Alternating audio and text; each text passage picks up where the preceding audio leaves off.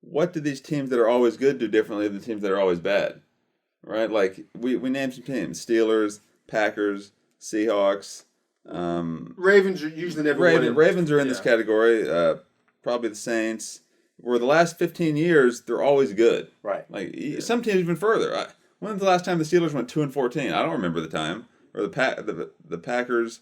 And then you've got those group of teams, okay? And then you've got the teams like the Lions and the Dolphins, like Nathan's talking about, the Browns, the Bengals. Well, the Bengals have made some playoffs here. Maybe they're not quite. That was all when Carson Palmer's back. Yeah, those teams that are maybe once in a blue moon they'll go 9-7, but usually they're 5-11, 4-12, and over long periods of time. Like the Lions, take the Lions. In 2005, they had a completely different personnel. They're horrible. They're still horrible. Right. It's a different, but they can never. What's the difference? Well, I tell you what I think the difference is. They don't have a team. They make poor decisions. I'm not talking about quarterbacks. Well, I'm not talking about quarterbacks. I'm talking about the team. I think we're saying that's a given. They don't have a team. Why can they never get a team? In 2008, they went 0-16. They're still terrible. Okay, they had a completely different team. That goes to a discussion that we haven't really. That this podcast is not really was meant to discuss. Is that you've got too much turnover in the front office. You're changing coaches constantly. Look at the Browns. How many coaches have they had in the last 20 years? I completely agree with you that teams change coaches way too often. Even if the coach doesn't look to be very good, they change way too quickly. Wait a second. But also they hire the wrong one too. Now take the Browns. Should Freddie Kitchen have gotten 4 more years? No. Right, but then some changes are warranted. But that even goes one step above. Then you look at the owner. Look at the Browns owner. The guy's an idiot. I'm sorry, he's from Tennessee. He can't do anything He about wants that. his hands on everything. My point is, if you're here's how I think it works. Okay, it starts this way. Cowboys separated. You got an owner, right? He owns the football team. Okay, he doesn't. I don't care how much he thinks he knows about football. He is the owner.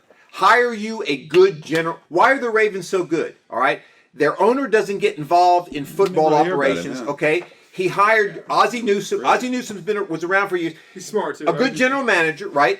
And that general manager makes the decisions on who to hire or who to fire, okay? And like you said, when you get a coach, if you believe he's the right guy, let's say you really believe in your heart that he's the right guy, okay? You can't fire him after 2 years if they go 3-13 and 4-12. You just can't do it. And I'm willing to bet every single time a team makes a coaching decision, they think he's the right guy in their heart. Otherwise, why would you do it? Right. So, Freddie Kitchens, he wasn't great. They had to believe he was the guy in their heart. So why not give him those 4 years? That's my point. I mean, if you really believe in a guy when you make him the head coach, and even if you start to realize he's not, if you really believed him, give him the time. You know what bothers me? Don't change 2 years later. And you know what bothers me about the Giants? Okay, they fired Coughlin. All right, they shouldn't have fired Coughlin. Okay, they should have fired the general manager back then, not Coughlin. Well, then what they end up doing? A couple years later, they fired the general manager. Okay. You promoted this McAdoo guy, okay? He had one great year, all right? Then you fired him because he benched Eli Manning and they had a terrible year, okay? Probably should have fired him. That's what I'm saying. Well, they should have fired Coughlin is what they should have fired. But anyway, you're right. Well, then they bring in this Shermer guy, okay? And all he kept saying in every press conference, he had a bad attitude at the press conference, and it kept saying, we're just going to go back to work. We're just going to go back to work. You know what scares me about the Giants? That's the same thing this Joe Judge is saying. We're just going to go back to work. Well, it ain't working, okay? You're going back to work, but it's not working, all right? You don't have a football team.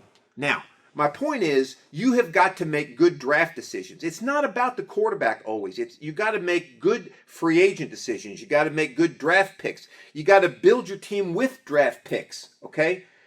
Let's go back to the Cowboys situation I mentioned. Different era. There was no salary cap. It was totally different, all right? But they drafted Troy Aikman #1 in 1989.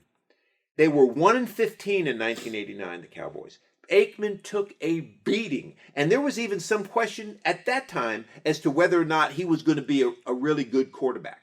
What did Jimmy Johnson do? He had one asset on that team, Herschel Walker, that everybody thought was great, who was really at the end of his career. He traded him to the Vikings for like 6 draft picks and 3 guys that he really didn't want. Okay.